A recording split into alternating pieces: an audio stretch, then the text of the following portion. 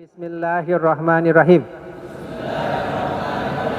Wahai ayah, wahai ibu, apakah semua makanan yang ada di meja makan ini sudah halal? Apakah semua uang yang masuk di rekening Bapak sudah halal? Ananda tidak mau tubuh Ananda dibentuk dari daging dan income yang haram. Wah, sampaikan itu ke ayah Anda.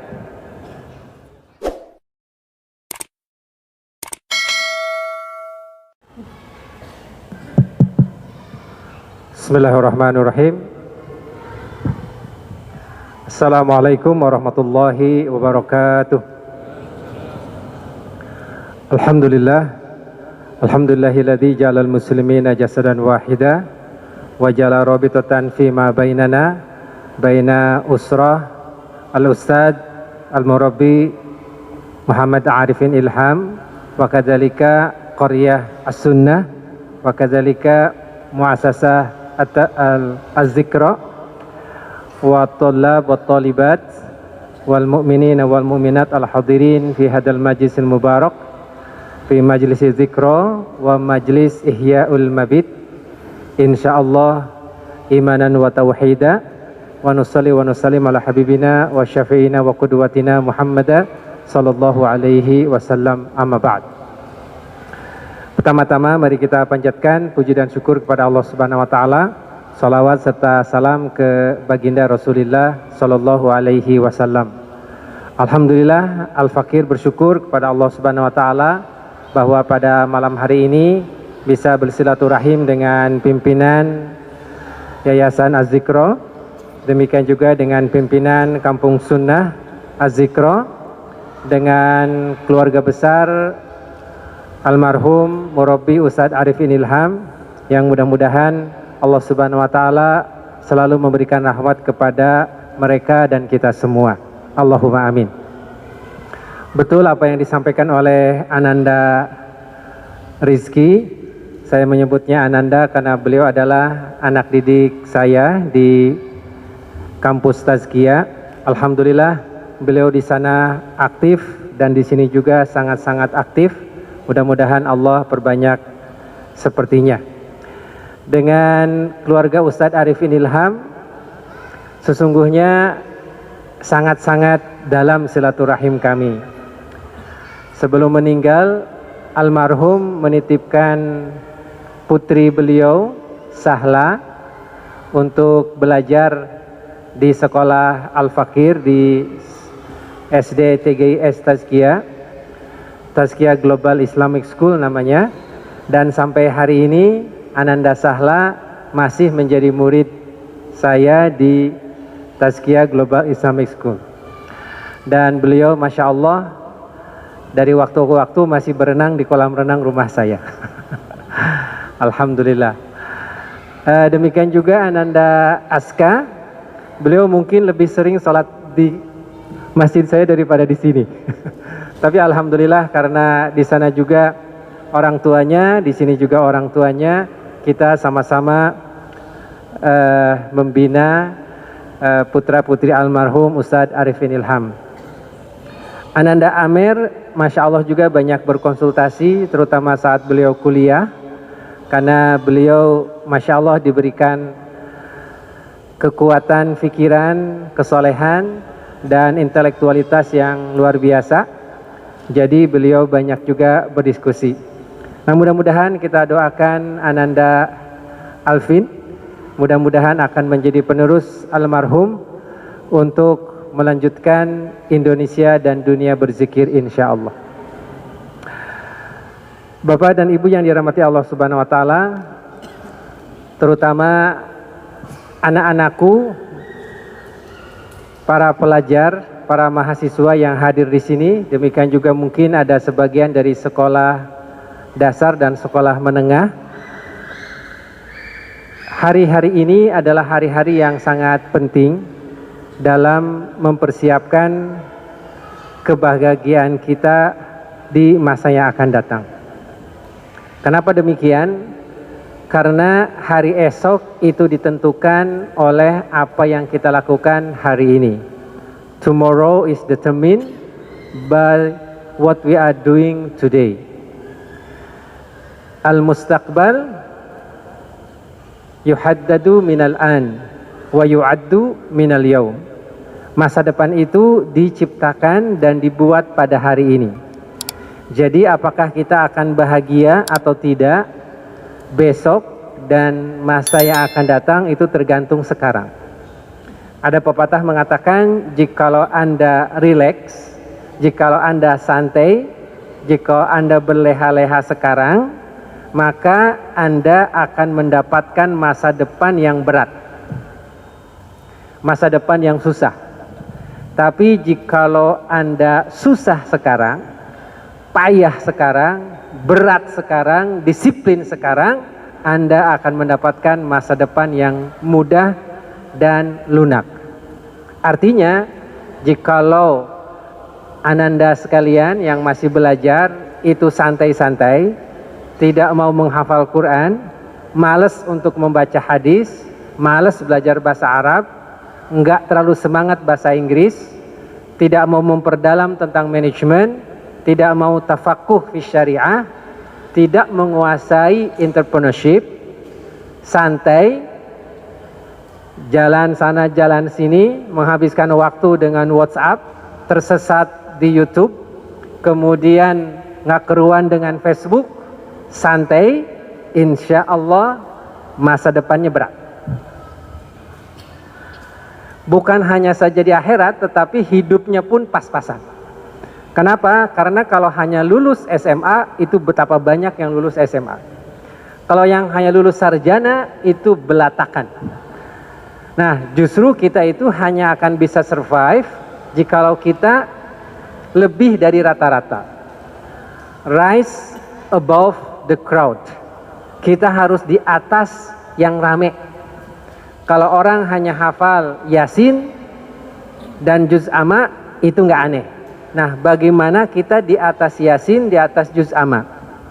Kalau orang lain banyak yang hafal Tabarok, Al-Waqi'ah, itu biasa.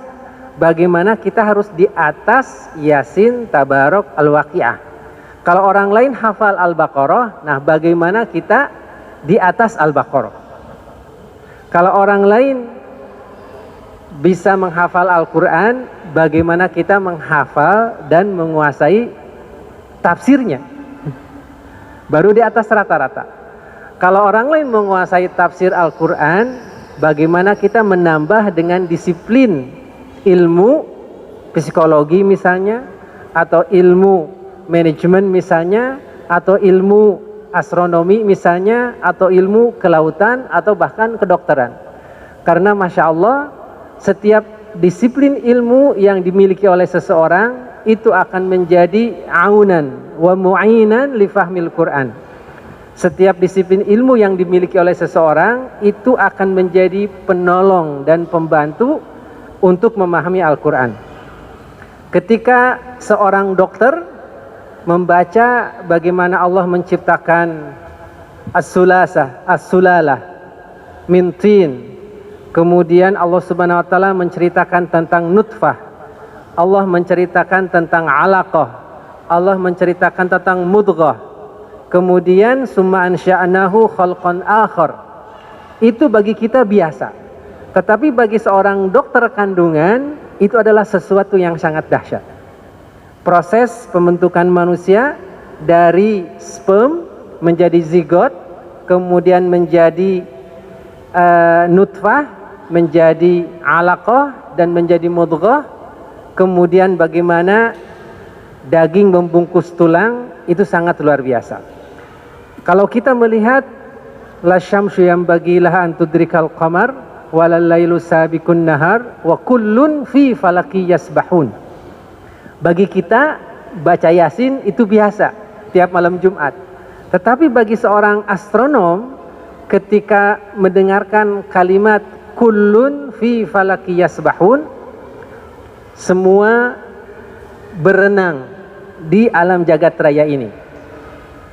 Diterjemahkan ke dalam bahasa Indonesia mengitari orbit. Itu mungkin terjemahan Departemen Agama. Tetapi aslinya adalah yasbahun, berenang. Kenapa berenang?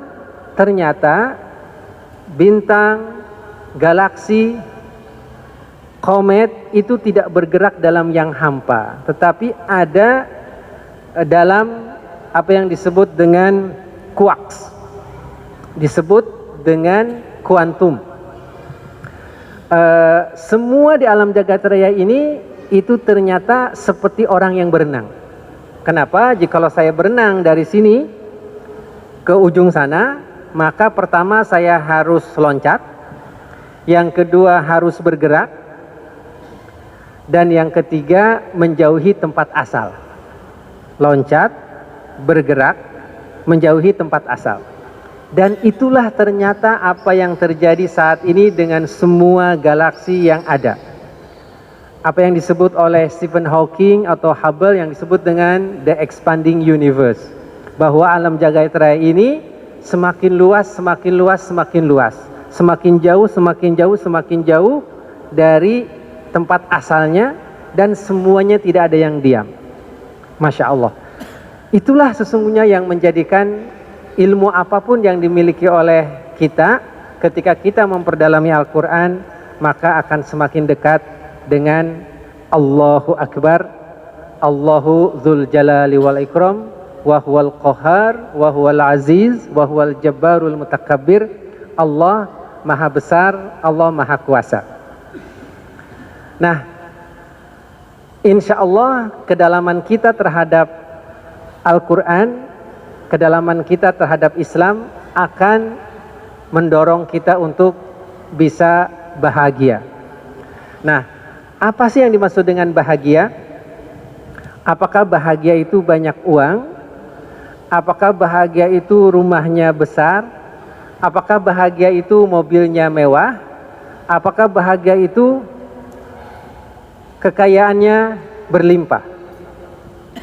Ada satu kisah, seorang yang memakai mobil mewah melewati satu pemantang sawah. Nah, si pengemudi mobil mewah ini melihat ada seorang anak dengan ibunya mengantarkan makanan untuk ayahnya, sang petani yang sudah menanti untuk makan siang. Waktunya hampir zuhur. Nah, si pemilik mobil mewah ini menatap betapa bahagianya ayah, istri dengan anak, mungkin sebaya adik-adik sekalian, itu bisa makan siang bersama di tepi sawah. Padinya lagi menguning, di sampingnya ada selokan dengan air yang mengalir, kemudian di sampingnya juga ada pohon pisang. Masya Allah, minumnya dari air kelapa. Luar biasa. Itu keindahan dan kebahagiaan yang dibayangkan oleh seorang yang mengendarai kendaraan mewah. Jadi dia iri kepada kebahagiaan si anak, ibu, dan ayah dengan keadaan sawah dan tempat makanan yang sudah dihidangkan walaupun mungkin ala kadarnya. Jadi dia melihat di sanalah kebahagiaan. Nah, tetapi si petani itu ketika melihat mobil mewah berjalan, dia mengatakan betapa indahnya, betapa senangnya orang yang punya mobil mewah. Betapa senangnya orang yang mobilnya buatan Eropa, harganya pasti ratusan juta. Nah, kalau begitu sesungguhnya bahagia itu yang punya siapa? Ternyata bahagia itu kembali kepada beberapa faktor. Faktor yang pertama adalah qalbun syakirun. Yang pertama apa, Dek? Yang pertama itu adalah hati yang mampu bersyukur. Hati yang mampu untuk qanaah, hati yang mampu untuk ridho, dan hati yang mampu untuk mengapresiasi apapun yang Allah berikan kepada kita.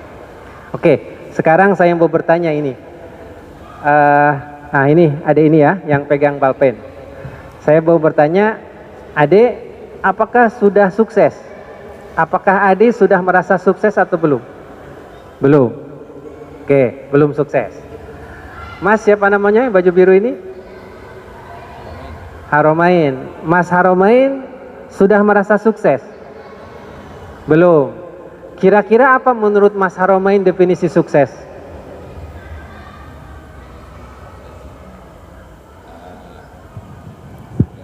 Mas, oke. Ada satu lagi speaker. Dibantu. Mas Haromain, menurut Mas Haromain kira-kira sukses itu apa sih? Sukses kalau menurut saya apa yang kita cita-citakan tercapai. Tercapainya apa yang cita-citakan? Sudah tercapai belum? Belum. Belum. Jadi belum sukses. Belum. Jadi belum bahagia. Oke. Ya sudah, nggak apa-apa. Sebelah sini, sebelah kanan. Semakin merungkut, semakin sembunyi, semakin dikejar ya. Tenang aja. Ini nih yang bajunya belang-belang. Yang kacamatanya Masya Allah. Ya silakan. Siapa namanya Mas? Dika. Siapa? Dika. Ika. Dika. Kika. Dika. Dika. Oh Dika. Masya Allah. Silakan Mas Dika. Apa definisi sukses Mas Dika? Apa sukses ya? Bahagia. Sukses itu bahagia. Bahagia itu sukses. What do you mean by success? Mada ta'ni bin najah? Ingin sukses kan? Ya, ingin sukses. Kalau ingin sukses dan sukses itu tidak tahu, bagaimana Allah mengasih? Ya Allah, berikan aku sesuatu yang aku tidak tahu. Oke, kalau gitu bahagia apa?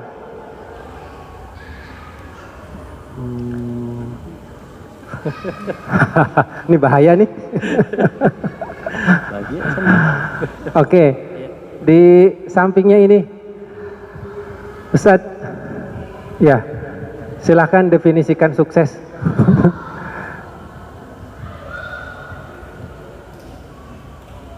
Ya hampir sama kayak Nggak boleh nyontek. ya. Sukses ya kita sendiri ya, dari hati kita sendiri, untuk gimana caranya kita bahagia. Tapi ya kita bahagianya seperti apa kita juga belum tahu. Nggak jelas kan jawabannya? Iya. Oke, ini bagaimana kita ingin sukses. Sukses itu kita nggak tahu. Bagaimana kita ingin bahagia, bahagia itu nggak jelas. Ya Allah, berikanlah kepada aku sesuatu yang aku nggak jelas ya Allah. Itu malaikat nyatanya bingung itu. Oke. Nah, oke, ini karena malam ini disuruh cerita tentang bahagia dengan ekonomi syariah. Jadi mungkin ada sedikit tentang the meaning of happiness, the meaning of success, sedikit mungkin tentang keuangan. Kalau tentang keuangan nanti ditanya aja ya. Baik, sukses itu adalah realizing our dream, obtaining our target, oke? Atau nailul muna, tahqiqul ghayah, wusul ila al-hadaf. Kurang lebih seperti itu bahasa Arabnya. Tercapainya apa yang kita inginkan, mewujudnya apa yang kita mimpikan, kenyataan apa yang kita harapkan. Nah, tetapi ternyata itu bukan satu keadaan yang statis. Itu merupakan satu yang berjalan. Oke, saya ingin berikan satu contoh. Kalau di sini waktu kita SD, alhamdulillah, lulus SD sukses kan? Sukses. Insya Allah 2 minggu setelah itu bingung lagi mau masuk ke SMP yang mana. Di sini ada yang lagi SMP atau yang sanawiyah? Ada yang sanawiyah? Oke, udah lulus sanawiyah sukses kan? Sukses. Insya Allah nanti bingung lagi mau masuk ke aliyah yang mana. Oke, setelah lulus aliyah, lulus SMA, Masya Allah dicoret-coret bajunya tuh kan. Ada pernah kan teman-teman kita dicoret-coret bajunya karena saking gembiranya? Nanti setelah itu bingung lagi mau masuk ke kampus yang mana. Setelah lulus kuliah, sukses kan lulus kuliah, jadi sarjana, dapat ijazah, insya Allah 2 minggu pusing lagi, mau kerja di mana. Alhamdulillah dibantu sama Pak Khatib, dibantu sama Ketua Kampung Sunnah, kata BLC kiri kanan, alhamdulillah diterima bekerja di satu perusahaan. Tetapi bingung lagi, kenapa? Belum punya istri. Cari kiri, cari kanan, rekomendasi Bunda Yuni, alhamdulillah dapat istri. 1 tahun belum hamil, 2 tahun belum hamil, 3 tahun belum hamil. Masya Allah, tegang, belum punya keturunan. Akhirnya tahun ke-5 dapat juga keturunan. Sukses? Masya Allah, setelah lahir ternyata anaknya peluk sesar. 60 juta, nggak tercover BPJS. Pinjam kiri, pinjam kanan, akhirnya bisa juga itu lahir sang anak. Setelah itu belum punya kendaraan. Oke, alhamdulillah bisa beli motor. Setelah beli motor, anaknya 4, bisa pakai motor? Harus pakai mobil. Masya Allah, pakai mobil.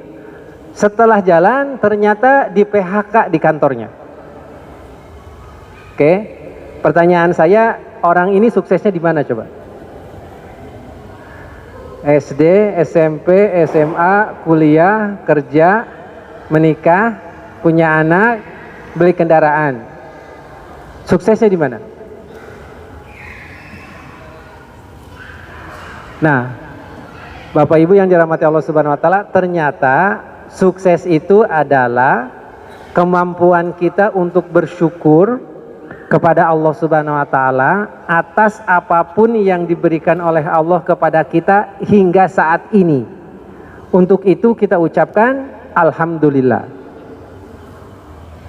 Dan karena kita harus naik tingkat untuk sesuatu yang lebih tinggi, kita ucapkan bismillah.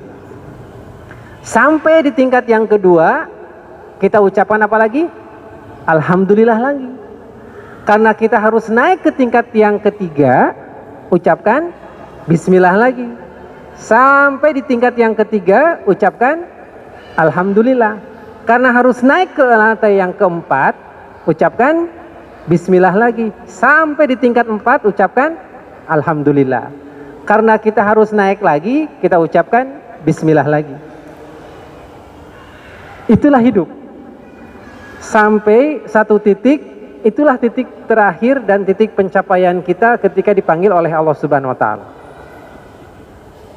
Karena nggak bakal ada ujungnya. Nah, seseorang alhamdulillah sudah lulus SMA, seperti adik-adik sekalian.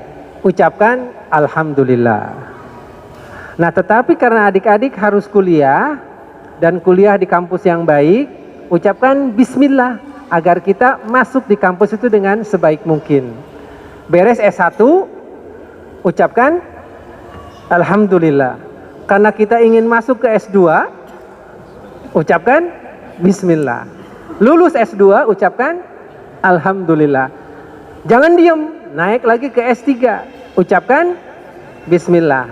Lulus S3, alhamdulillah. Kita sekarang bisnis, omsetnya 5 juta, ucapkan alhamdulillah. Nggak boleh diem, kudu naik jadi 20 juta. Sampai di 20 juta ucapkan alhamdulillah. Kita naik lagi, faida farokta fansob wa ila rabbika farghab. Nggak boleh diem di 20 juta, kita harus naik ke omset 50 juta. Naik lagi, ucapkan bismillah. Tercapai 50 juta, ucapkan alhamdulillah. Kita lompat lagi ke 500 juta.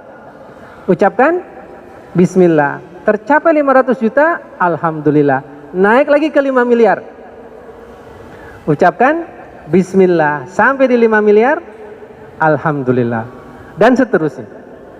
Jadi kaum muslimin itu harus bersyukur atas apapun yang kita terima hari ini. Semua dari kita ini udah sukses. per malam ini kita itu semuanya sukses dengan Allah yang berikan kepada kita. Kenapa? Karena Bapak Ibu lolos dari jemputan COVID-19. Ini yang diselamatkan oleh COVID. Yang lain terkapar di rumah sakit dan berjuang antara hidup dan mati. Kita selamat. Sukses tidak? Sukses. Bapak Ibu adalah orang yang sukses, kakinya bisa naik tangga dari bawah sampai ke atas. Kira-kira yang patah kakinya bisa naik tangga tidak? Nggak bisa. Nah, coba bayangkan kalau ada teman kita yang keseret motor, kakinya patah 3, tulangnya digips, itu 3 bulan nggak boleh napak. Masya Allah, pakai kursi roda, kemudian nggak bisa berdiri, harus pakai tongkat.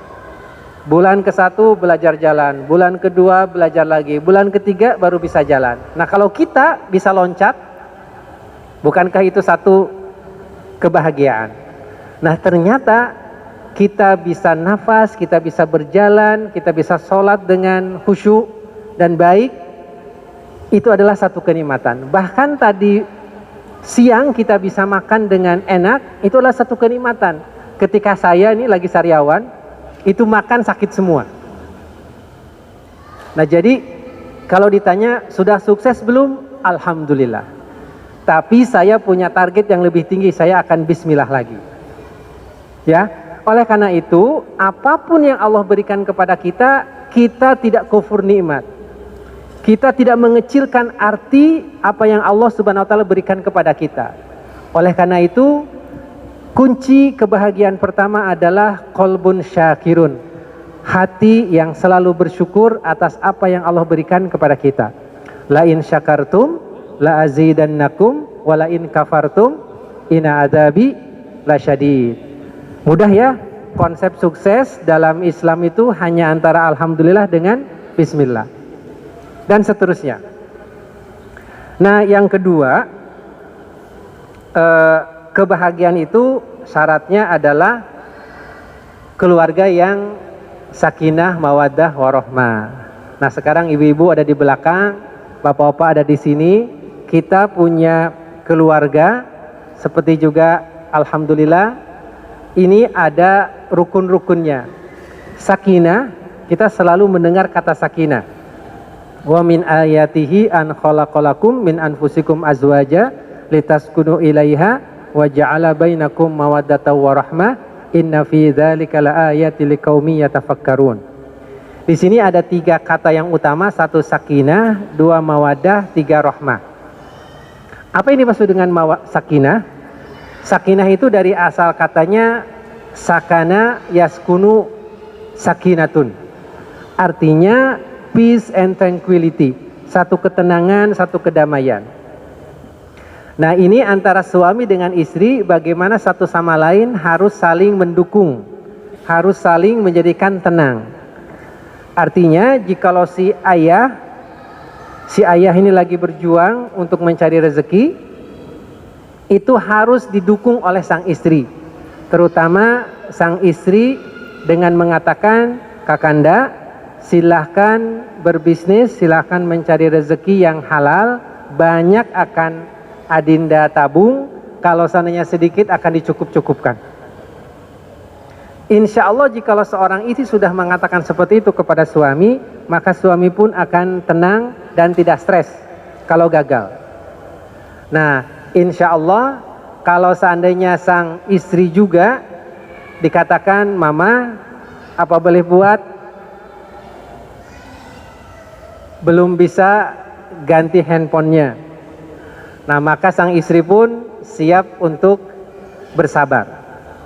Dia menjadi satu shock breaker kalau seandainya ada ketidakberhasilan dari sang suami.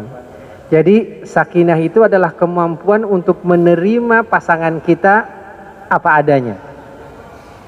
Jangan terlalu banyak berharap. Ibu-ibu, jangan terlalu banyak berharap suami ingin seperti Sayyidina Ali. Sudah pandai, tinggi semampai, badannya atletis, hafal Quran, menguasai Sahih Bukhari Muslim. Oke, jangan terlalu berharap seperti itu. Kenapa? karena siapa ibu. Kalau ibu ingin suaminya seperti Sayyidina Ali, ibu harus berkualitas seperti Sayyidatuna Fatimah. Gitu loh. Nah, kalau si bapak ingin mengharapkan seorang istri cantik, hafal Quran, solehah, nggak kesampaian, jangan marah juga karena siapa lu gitu. Ya. Jadi kalau kita mengharapkan dari pasangan kita terlalu berlebihan, kita harus lihat kaca dulu. Kebanyakan ekspektasinya. Jadi kalau kita dapetin seperti itu, ya wajar karena kita juga cuma segini gini gitu. Ya. Itu. 1 sakinah, 2 mawaddah. Apa yang dimaksud dengan mawaddah? Mawaddah itu cinta, tetapi bukan cinta biasa. Adik-adik pernah dengar kata mawaddah? Belum ya? Dalam bahasa Arab itu ada yang disebut dengan hub, ada yang disebut dengan mawaddah. Kalau hub itu atau cinta biasa, itu artinya physical based love. Al-hub al-mabniyah ala al-jamal al-zahiri. Cinta yang didasarkan kepada penampakan fisik. Biasanya ada yang menta'arufkan kita cinta kepada seseorang di samping akhlaknya baik, juga parasnya baik, parasnya ganteng atau cantik atau menarik. Itu namanya cinta. Nah, tetapi kalau seandainya pernikahan seseorang itu didasarkan kepada penampakan fisik, maka akan ada satu titik di mana semakin lama semakin tua akan ada tidak cantik lagi, akan ada tidak ganteng lagi. Ketika anaknya 1 masih lumayan, anak 2 oke lah, anak 3 sudah banyak turun, anak 7 innalillahi wa inna ilaihi raji'un. Oke. Si bapak juga sama, umur 40 Masya Allah, umur 50 astagfirullah. Nah, nanti sudah mendekati 70, sudah pakai tongkat, sudah mulai rematik. Nah, kalau seandainya cintanya itu fisik, maka semakin lama cintanya akan semakin turun. Allah menggantinya bukan dengan mahabbah, tetapi dengan mawaddah. Apa yang dimaksud dengan mawaddah? Al-hub al-mutazayid, a growing love. Mawaddah itu adalah cinta yang tumbuh, cinta yang terus berkembang dengan berkembangnya waktu. Karena cintanya berbalut dengan amanah, cintanya berbalut dengan mas'uliyah, cintanya berbalut dengan ridho Allah, cintanya berbalut dengan ingin bersama-sama ke surga, cintanya berbalut dengan tanggung jawab untuk membesarkan anak-anak. Nah, jadi walaupun sudah tua tetap sayang, walaupun sudah sepuh tetap cinta. Itulah yang disebut dengan mawaddah. Nah, insya Allah sakinah, mawaddah, warahmah. Rahmah itu adalah keberkahan yang dibawa dari mempelai pria ke mempelai wanita, dari yang wanita ke yang pria. Nah, itu syarat bahagia yang kedua. Mudah-mudahan kita yang hadir di sini bisa mendapatkan usrah yang solihah. Allahumma amin. Nah, itu syarat yang kedua kebahagiaan ya. Yang pertama hati yang bersyukur, yang kedua keluarga atau pasangan yang soleh, dan yang ketiga ini nih yang ada di sini nih, auladun abror, anak-anak yang berbakti kepada kedua orang tuanya. Nah, ini pesan untuk anak-anakku sekalian. Kalian ini adalah anak-anak yang beruntung. Kenapa beruntung? Karena ayah dan ibunda kalian adalah seorang yang muslim yang mengirim Anda untuk mabit, mengirim Anda untuk sekolah, untuk pesantren di Az-Zikro, untuk sekolah di sekolah Islam, dibelikan sarung, dibelikan kopiah, dikasih uang jajan. Kalau Pak Syafi dahulu di usia kalian ini, yang SMP, SMA, yang kuliah, itu lagi berat-beratnya menghadapi ketidaksetujuan orang tua untuk menjadi muslim. Karena ayahanda adalah seorang pendeta Konghucu, dan di rumah ada 7 bersaudara, nomor 1 sampai nomor 6 itu Protestan. Pak Syafi adalah anak nomor 7. tidak diperkenankan untuk memilih agama Islam. Nah, Pak Syafi harus memilih apakah akan tetap di rumah atau keluar rumah. Jikalau di rumah, konsekuensinya tetap tidak mendapatkan hidayah Islam, tetapi mendapatkan fasilitas yang baik. Tetapi jikalau ingin memeluk agama Islam, harus keluar dari rumah. Nah, keadaan ini tidak Ananda hadapi. Ananda alhamdulillah mendapat dukungan dari orang tua, mendapat dukungan dari karib kerabat, didoakan untuk menjadi penghafal Quran, didoakan untuk menguasai hadis, didoakan untuk tafakuh fiddin. Optimalkanlah ini. Kenapa?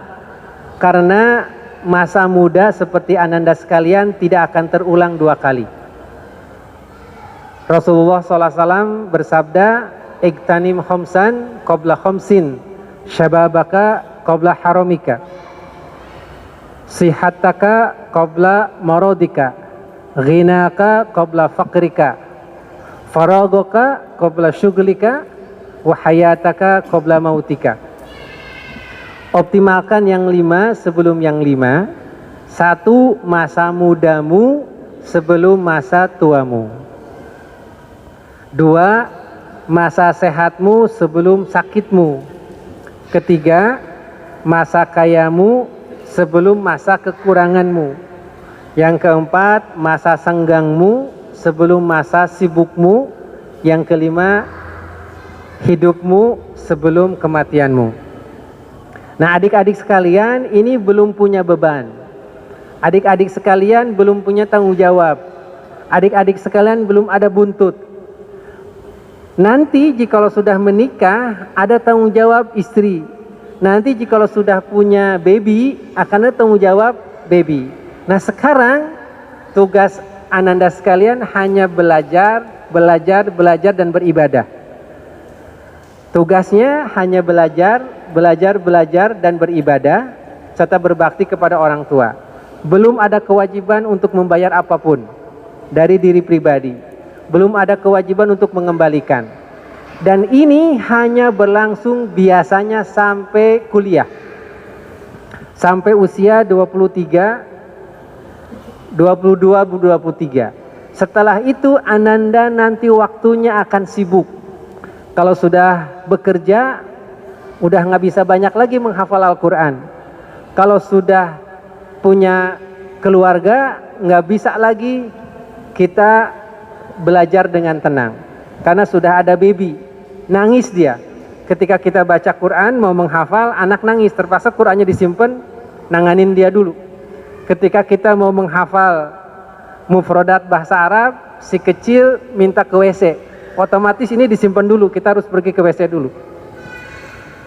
Waktu itu belum sampai. Makanya dari sekarang sampai usia Ananda sekalian 22-23, that is a golden time. Itu adalah waktu emas yang harus dioptimalkan. Ini adalah a golden opportunity. Jikalau Ananda sekarang misalnya ada yang berusia 17 ke 23, berapa tahun lagi tuh? Berapa? 17 ke 23, 6 tahun lagi. Kalau sekarang usianya 15 ke 23, 8 tahun lagi. Itu adalah usia emas. Itu adalah usia emas. Pakailah semaksimal mungkin. Nah, sarannya usia emas ini dipakai untuk menghafal Al-Quran, menguasai bahasa Arab, menguasai bahasa Inggris dengan baik, menguasai retorika, menguasai hadis Nabi, menguasai sirah Nabawi.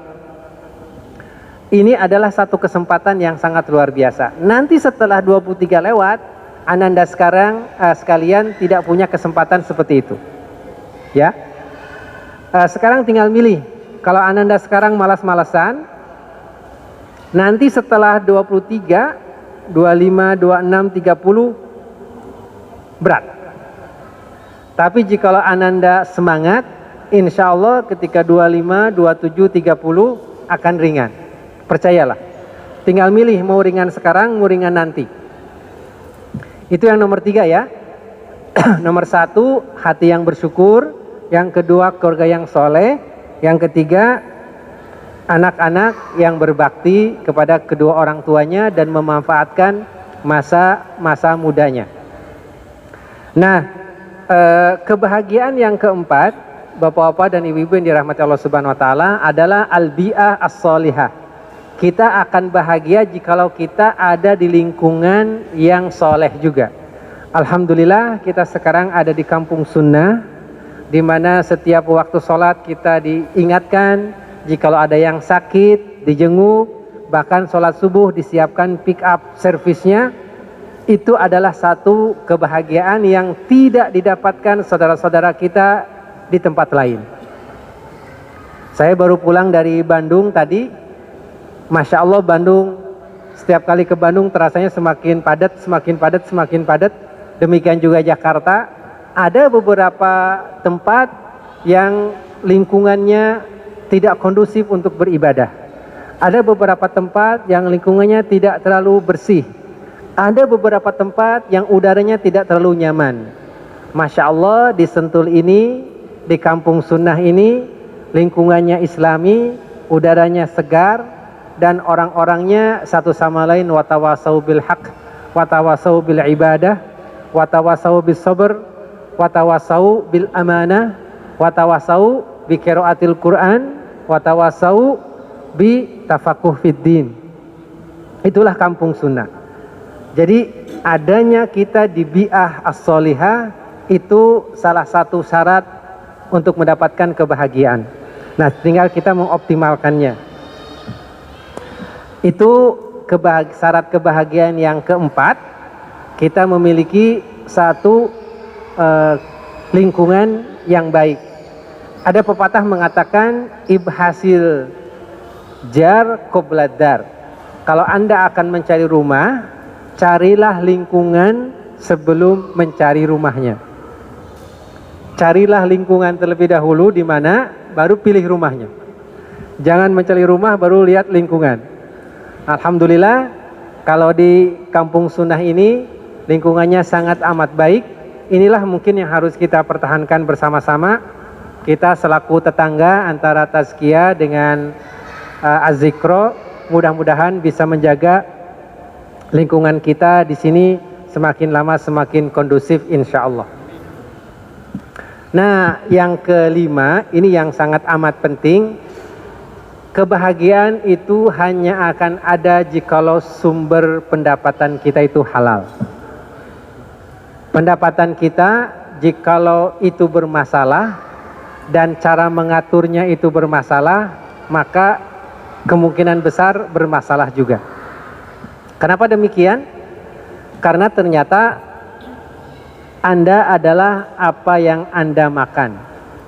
Anda adalah bangunan dari sayuran, Anda adalah bangunan dari daging, dari buah-buahan, dan dari semua protein, semua karbohidrat yang masuk, itulah kita. Masya Allah, ada satu cerita, Bapak Ibu yang dirahmati Allah Subhanahu wa taala, ada seorang anak yang akan masuk surga. Kemudian sebelum masuk surga ditahan sama malaikat karena ketika di screening ada bagian tubuhnya yang terbentuk dari makanan yang haram.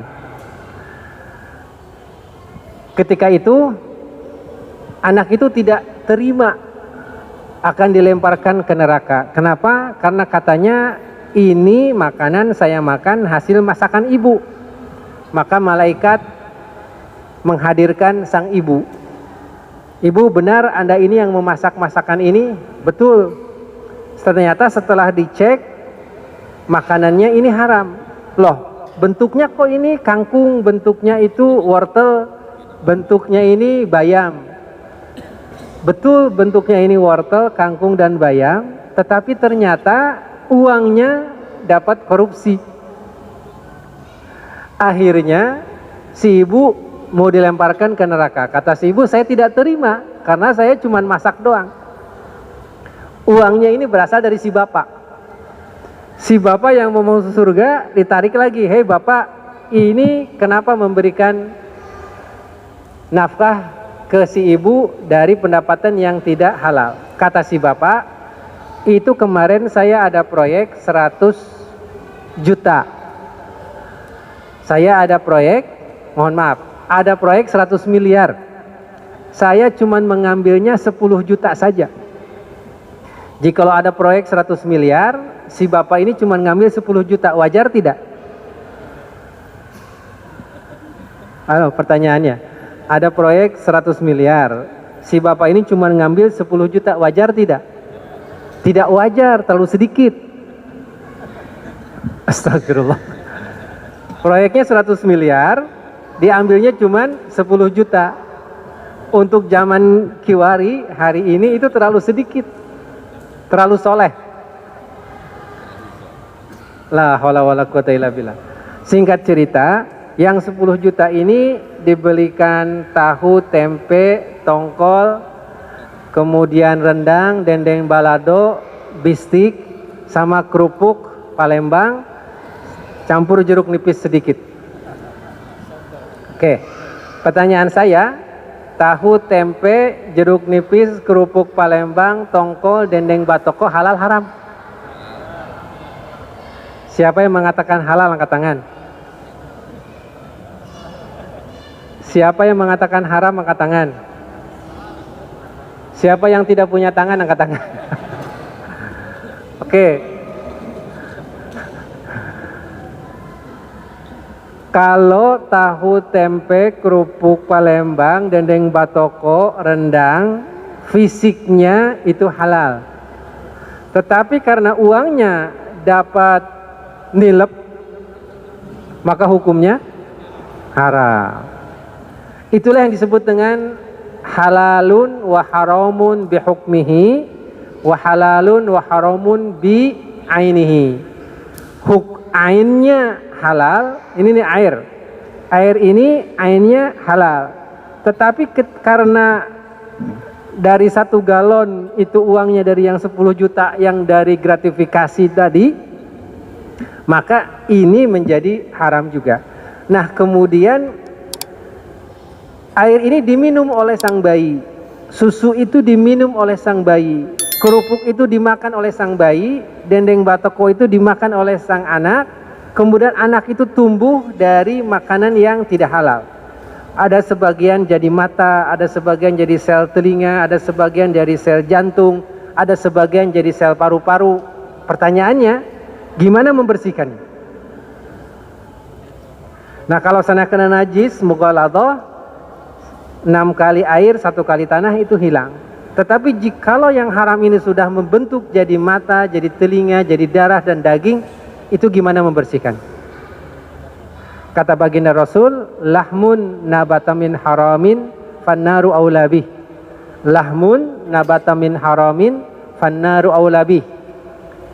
Daging yang tumbuh dari rezeki yang haram, bagiannya adalah api neraka. Nah, makanya nanti adik-adik kalau pulang siap untuk Pak Syafi minta mengatakan sesuatu kepada ayah dan ibu, siap? Halo? Adik-adik, ini ada PR. PR mohon dibaca bareng-bareng. 1, 2, 3. Bismillahirrahmanirrahim.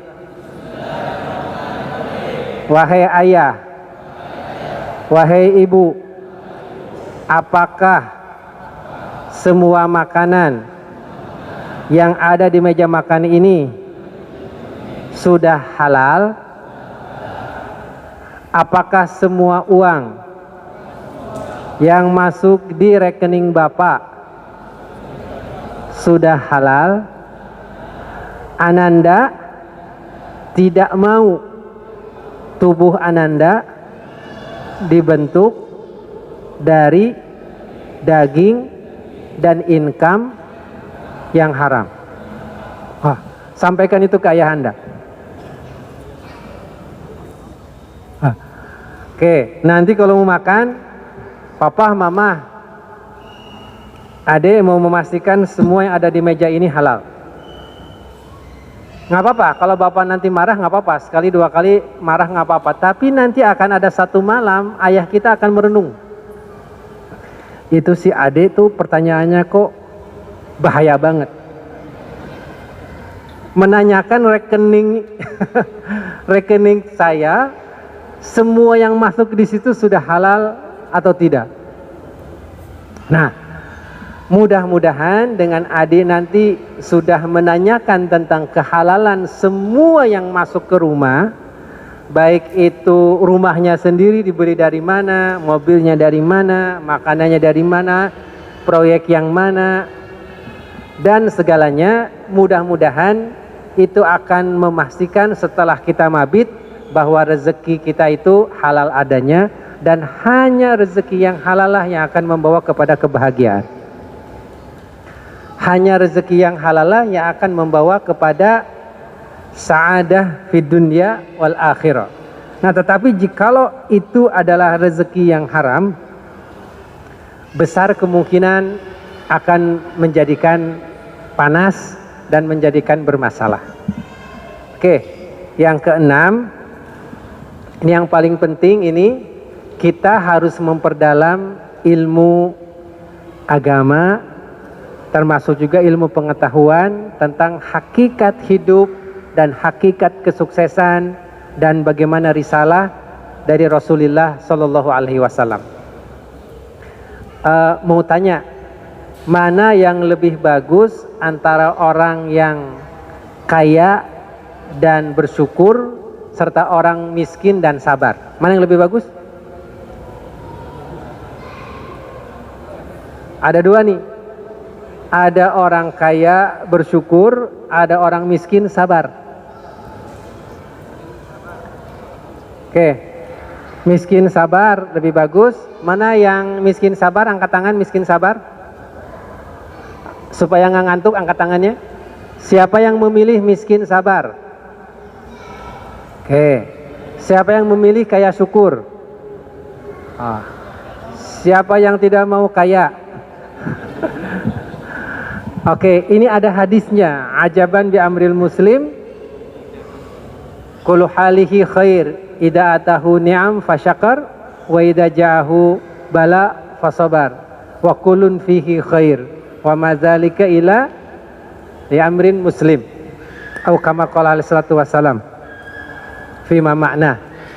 Kata baginda Rasul, sangat luar biasa seorang muslim itu jikalau dia dapat musibah dia sabar. Wa khairun lah, dan itu lebih baik bagi dia.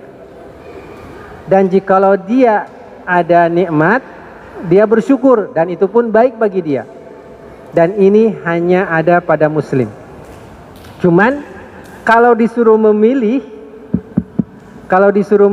antara miskin sabar dengan kaya syukur, lihat mana yang lebih banyak faedahnya untuk lingkungan sekitar. Kalau orang miskin dan sabar itu hal yang baik. Oke? Dan memang kalau sudah miskin ya kudu sabar. Nggak bisa macam-macam. Cuman baiknya hanya untuk dirinya sendiri. Nah, tetapi jikalau dia kaya dengan cara yang halal dan barokah, maka dia akan bisa memberikan nilai tambah kepada sekitarnya.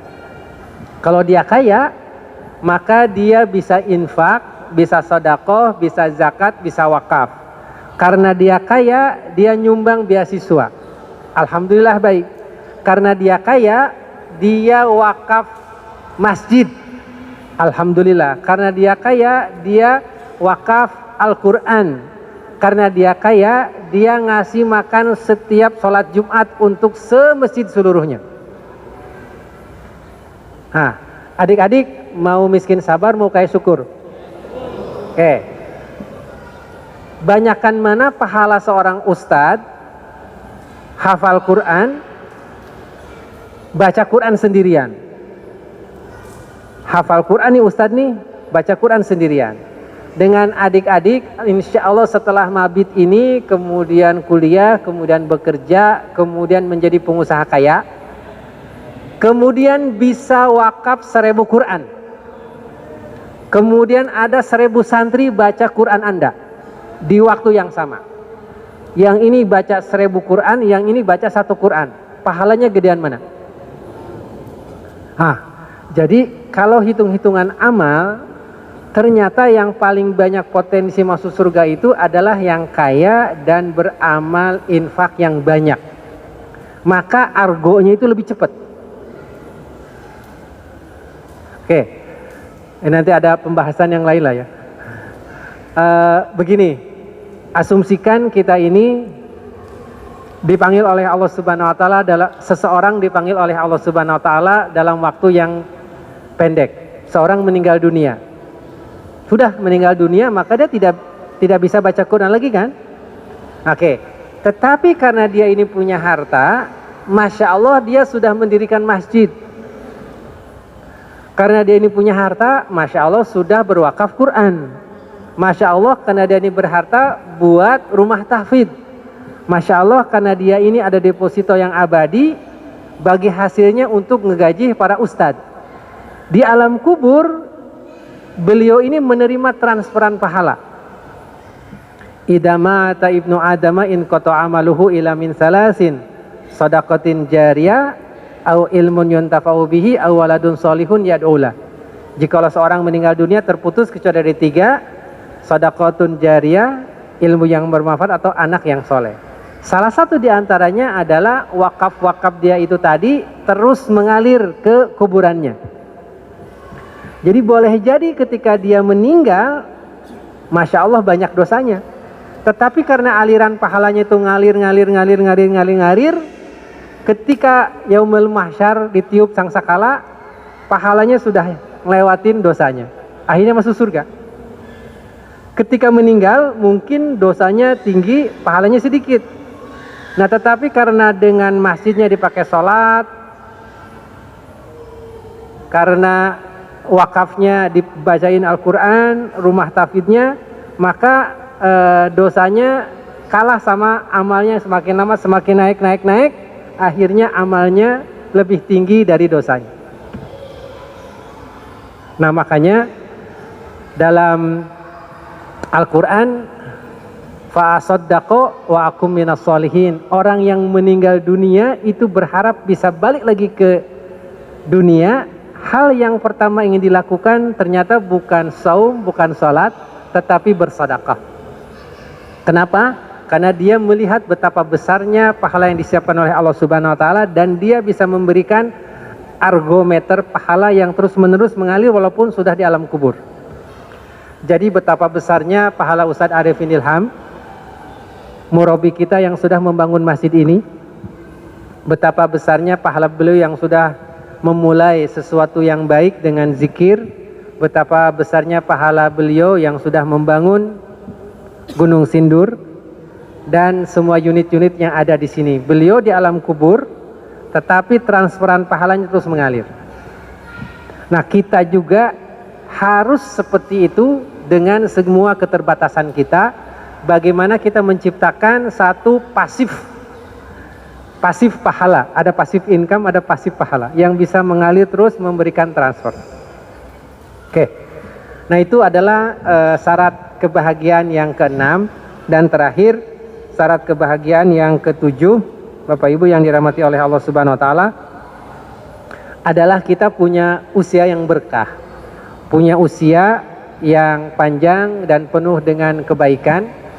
Insya Allah jikalau kita diberi usia oleh Allah Subhanahu wa taala, panjang atau pendek itu tidak terlalu penting, tetapi ternyata yang lebih penting itu adalah bagaimana kita mengoptimalkan potensi waktu yang diberikan oleh Allah Subhanahu wa taala kepada kita. Sebagai pamungkas, Bapak dan Ibu yang dirahmati Allah Subhanahu wa taala, umur kita itu ada 2 jenis. Umur kita ada 2 jenis. Yang pertama adalah umur KTP. Di sini adik ini usia berapa tahun? Ah ini nih.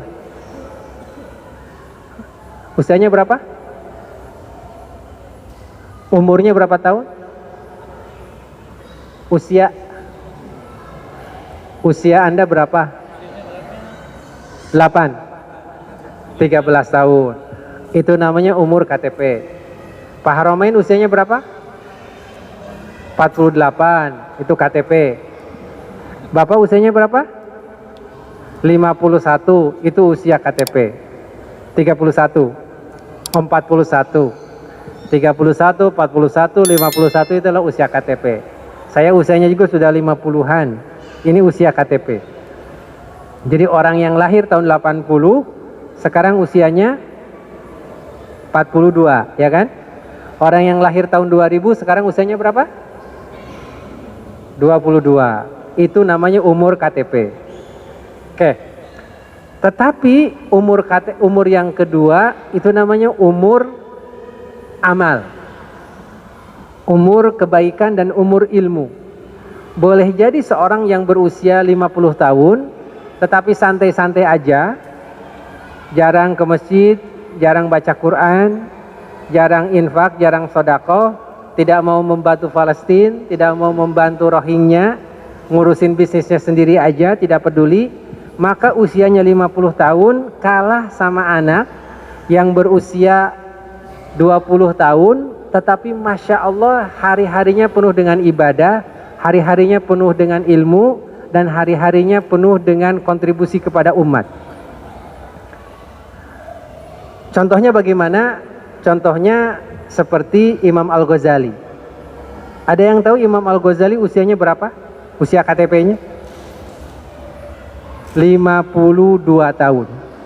Imam Al-Ghazali itu dengan yang nulis Ihya Ulumuddin, nulis tentang Al-Mustashfa min Usulil Fiqh, yang nulis Al-Wajiz, yang nulis Al-Basit, yang nulis kitab-kitab yang sangat luar biasa, umur KTP-nya hanya 52 tahun. Tetapi umur ilmunya hidup sampai hari ini, ya kan? Adik-adik pernah dengar buku Riyadhus Shalihin? Siapa penulisnya? Imam Nawawi. Ada yang tahu berapa usia Imam Nawawi? Penulis buku Riyadhus Shalihin, penulis buku Raudatul Talibin, penulis Syarah Sahih Muslim, penulis Al-Azkar, Imam Nawawi, usianya itu lebih muda dari Pak Syafi'i. Ketika wafat, Imam Nawawi itu usianya 45 tahun. Itu umur KTP beliau. Tetapi Imam Nawawi itu masih hidup sampai hari ini. Kenapa? Karena Riyadhus Shalihinnya kita baca. Imam Nawawi masih hidup sampai hari ini karena Syarah Sahih Muslimnya masih kita baca. Nah, jadi yang bahagia itu adalah yang usia ilmunya panjang. Yang bahagia itu adalah yang usia amalnya panjang. Nah, kita tinggal memilih kita mau umurnya mau seberapa. Jangan sampai seperti pensiunan Pemda. Ketika umur 58 pensiun, tidak mau berkiprah lagi, yang ada pakai sarung miara burung perkutut. Artinya dia sudah meninggal sebelum wafat. Karena dia sudah tidak berkontribusi lagi wala ke negara, wala ke sosial, wala ke masyarakat. Ya. Nah, adik-adik, ini punya kesempatan yang luar biasa. Usia kita bisa 200 tahun, bisa 300 tahun, bisa 1000 tahun. Makanya tadi Pak Khatib bercerita, Pak Syafi'i, saya belum selesai baca buku Pak Syafi'i yang 4 jilid. Kata saya, Pak Khatib, betul, saya memaksakan diri untuk menulis. Ada ensiklopedi yang 10 jilid, ada yang 8 jilid, ada yang 4 jilid, dan ada 45 buku lain, bukan apa-apa. Terinspirasi oleh Imam Al-Ghazali, Imam Nawawi, mereka masih hidup ribuan tahun kemudian setelah jasadnya dikandung tanah. Itulah orang yang paling bahagia. Oke. Kesimpulan, karena ini sudah malam, sudah jam 12 kurang.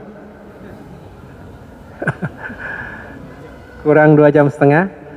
Yang pertama adalah kolbun syakirun, hati yang bersyukur. Yang kedua apa? Keluarga yang soleh. Yang ketiga, anak-anak yang berbakti. Yang keempat, adalah lingkungan yang soleh, lingkungan yang baik. Yang kelima adalah income yang halal. Yang keenam adalah terus-menerus untuk tafakuh fiddin, mempelajari agama dengan baik dan mendalam. Dan yang ketujuh adalah optimalisasi dari umur kita. Itulah syarat-syarat dan faktor kebahagiaan. Mudah-mudahan Allah Subhanahu wa taala menjadikan kita bahagia baik di dunia demikian juga di akhirat. Mohon maaf atas segala khilaf dan kekurangan. Billahi taufiq wa hidayah. Wassalamualaikum warahmatullahi wabarakatuh.